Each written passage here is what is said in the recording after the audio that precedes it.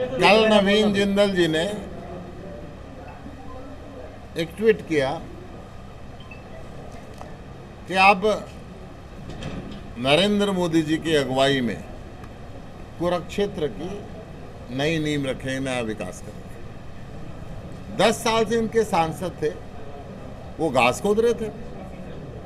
10 साल से इनकी सरकार है। मैं बताता हूं 10 साल में इन्होंने क्या विकास किया। पूरे 10 साल में इनकी पार्टी के एक भी सांसद ने कोई काम नहीं किया। नवीन जी खुद गायब रहे और उससे पहले भी इन्होंने कोई काम नहीं किया।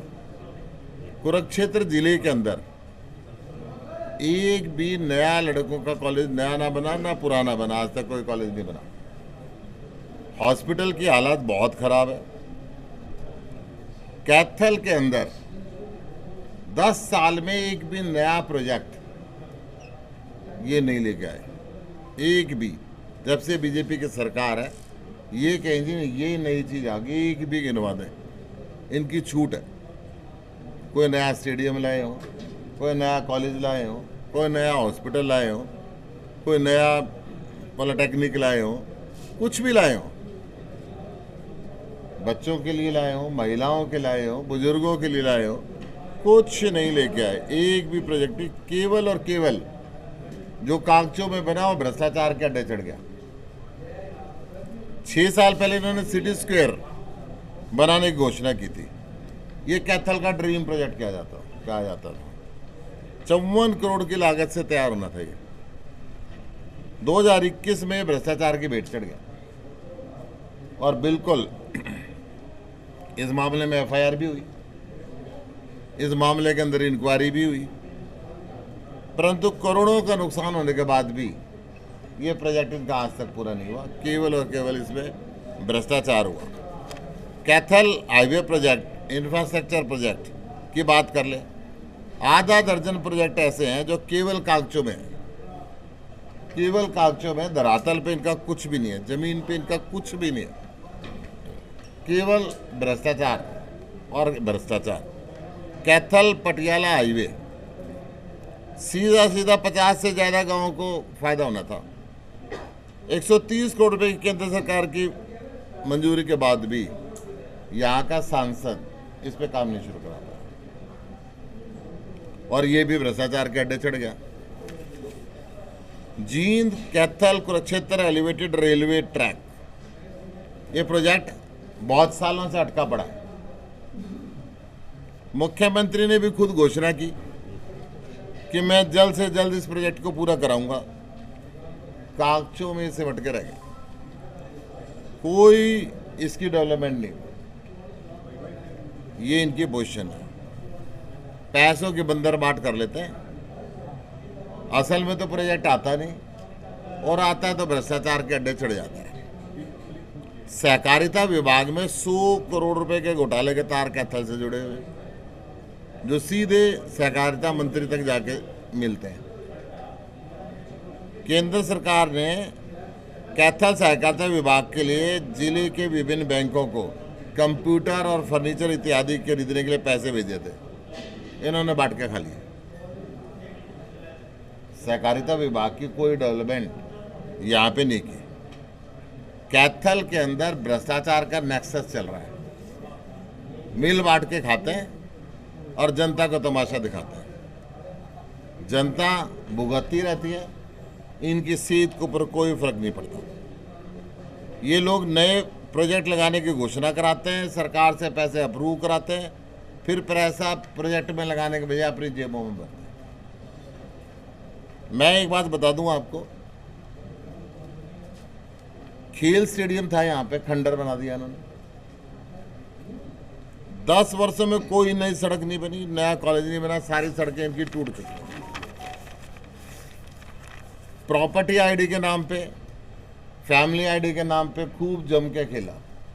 आईसी कंपनी ने यहाँ पे भ्रष्टाचार किया, उसको ब्लैकलिस्टेड भी किया, परंतु ब्लैकलिस्ट करने के बाद सारे पैसे का भुगतान कर दिया। जनता धक्के खा रही है। हर प्रॉपर्टी आईडी को ठीक कराने के लिए फिर पैसे देने पड़ते हैं।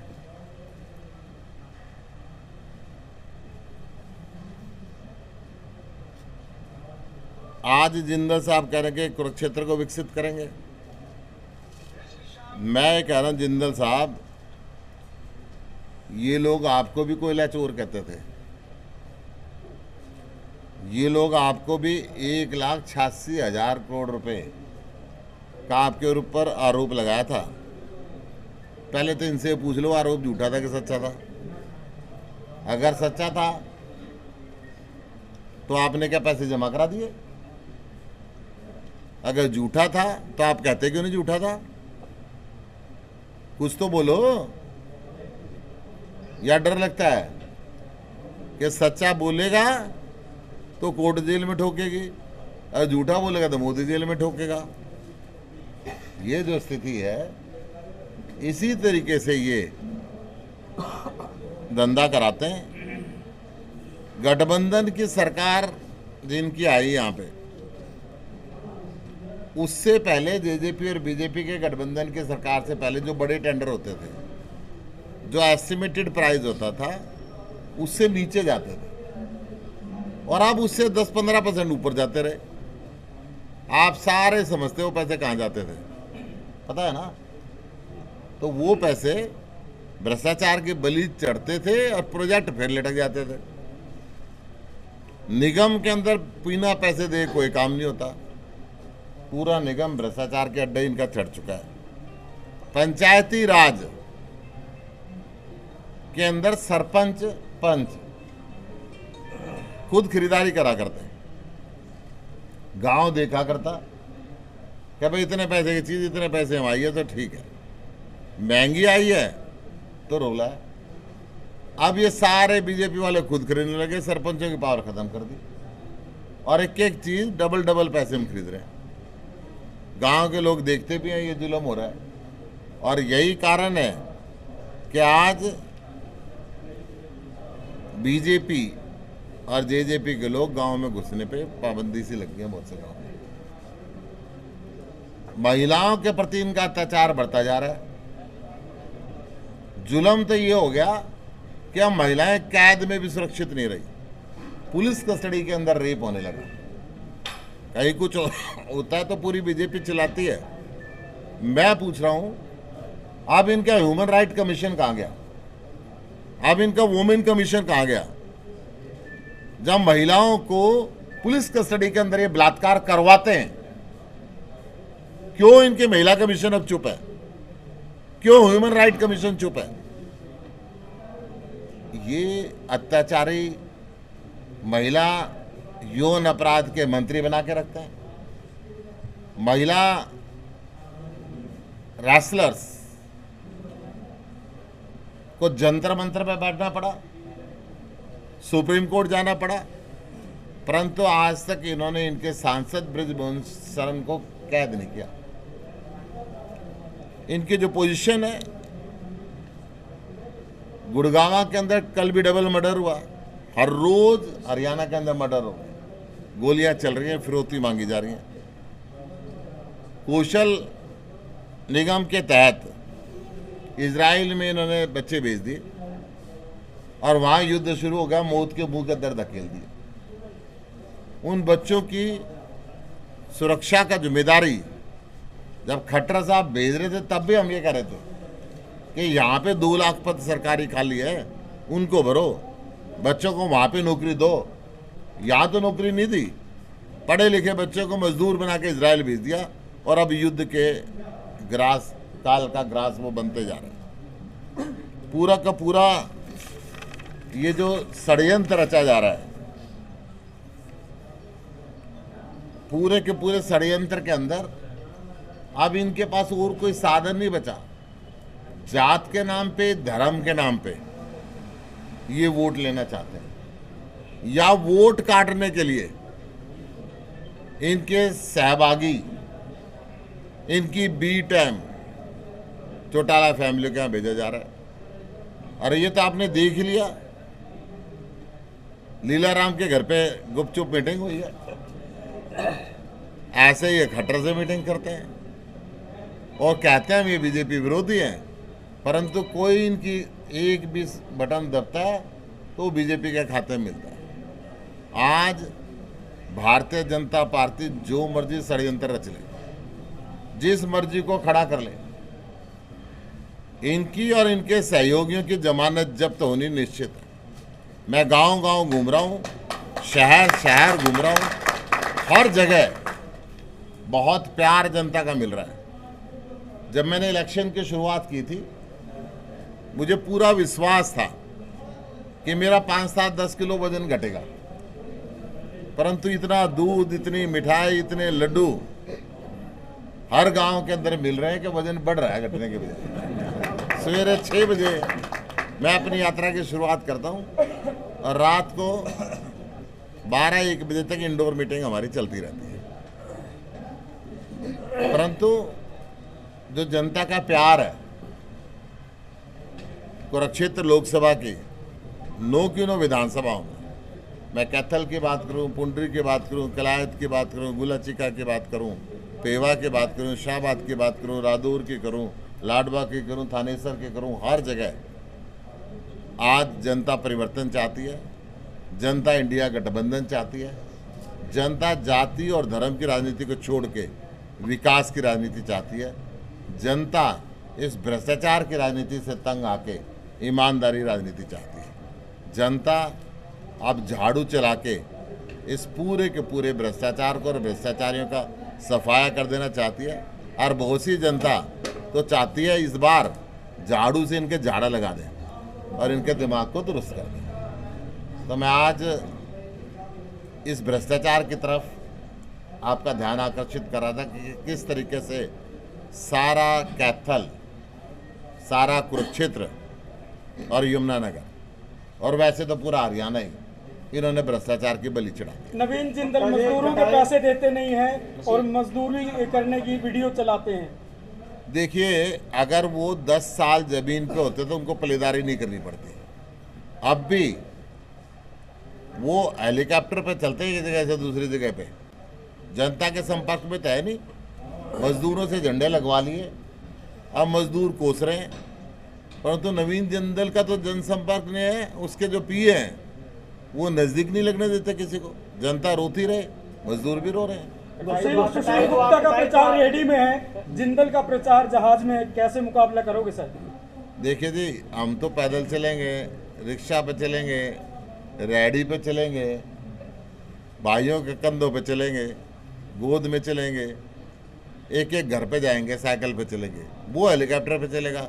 हेलीकॉप्टर तो एक घर पे नहीं जा सकता, निश्चित जगह पे उतरेगा। गुप्ता जी कल की स्टेटमेंट है कि जो एक मिनट सर, गुप्ता जी ने उन्होंने कहा कल बीजेपी वालों ने कि हमारे पास नवीन जिंदल वो ताकतवर नेता है जो हर रोज 100 पुशअप लगाता है और 5 किलोमीटर की रेस लगाता है, और जो विपक्षी दल हैं उनसे कहिए कि 100 पुशअप लगा के दिखाएं, 5 किलोमीटर की रेस लगा के दिखाएं। 5 किलोमीटर की रेस ईडी से बचने के लिए लगाता है, किससे बचने के लिए लगाता है उसको बताना पड़ेगा। यहाँ तो हेलीकॉप्टर पे चलता है जी, रेस लगाएगा तो यहाँ भी पैदल चलेगा जी। ईडी से बचने के लिए लगाता है वो, ज्यादातर इसलिए अमेरिका रहता है। कोयला घोटाले के सवाल पर अलग से मिलने की बात करते हैं जिंदल साहब। अब खुल्लम खुल्ला कैसे करे भाई? घोटाला किया तो अलग से मिलना पड़ेगा। अगर कोई व्यक्ति भ्रष्टाचार करता है, कोयला घोटाला करता है, तो पत्रकारों को तो अलग से ही बता सकता है ना, सामने तो कैसे बताएगा? गुप्ता जी कल तो आप लीलाराम के घर आए थे, बोरा हुआ डाल के आवा ट्राली में। देखो, मैं हमारा तो घर में गंडासा लगा हुआ था, बरोटे काट के लाया करते, सानी काटा करते, अपनी सिर पे सारा काम करा, तो वो पुरानी आदत खत्म ना हो जाए, क्यों मशीनें चल पड़ी। अच्छा। पहले तो कटाई दराती से हुआ करते, तो अपनी थोड़ी थोड़ी आदत को बरकरार रखनी चाहिए, वो बरकरार रख लेते हैं। भाजपा विधायक से कल मिले आकाश सिंह चौटाला और कह रहे हैं कि दोनों का सुपड़ा साफ करने आया हूँ, क्या मालूम? ठीक कह रहा है वो धीरे धीरे एक्सपोज हो रहा है। आया तो नवीन के मदद में था, और जैसे जैसे नंगा हो जाएगा दोनों का सुपड़ा साफ हो जाएगा, दोनों का। इसका खुद का क्यों लोग समझ गए कि ये भाजपा की मदद में आया है, और भाजपा कुछ मिल ही नहीं रहा है। गुप्ता जी, आपके कार्यकर्ता हैं गोला हल्के के, उन्होंने सिर पर उस्तरवा फिरवा लिया, उस्तरा गंजे हो गए। उन्होंने कसम उठाई कि जब तक बीजेपी केंद्र में नहीं हारेगी मैं सिर पर बाल नहीं उड़ने दूंगा। ऐसे कार्यकर्ता के लिए आप क्या कहना चाहेंगे? ऐसे भी कार्यकर्ता और ऐसे भी कार्यकर्ता हैं जो चप्पल पहननी छोड़ दी, जूते पहनने छोड़ दिए, कहते हैं इस भ्रष्टाचारी बीजेपी को भगा के इस महिला अपराधी बीजेपी को हटा के, इस युवा अपराधी बीजेपी को हटा के, इस व्यापारी अपराधी बीजेपी को हटा के, इस मजदूर अपराधी बीजेपी को हटा के चप्पल पहनेंगे। सर जिंदल से सवाल किया था, क्या मोदी आपका प्रचार में आएंगे? कन्नी काटते नजर आए। मोदी प्रचार में आएगा तो हम भी पूछेंगे कि मोदी साहब कोयला घोटाले का क्या हुआ, ये पैसे देश के कहाँ गए, मिल बांट के खा लिए। 195 करोड़ रुपए चंदे में 1,86,000 करोड़ रुपए फूक मार दिए देश के टैक्स पेयर का पैसा था, कहाँ है वो?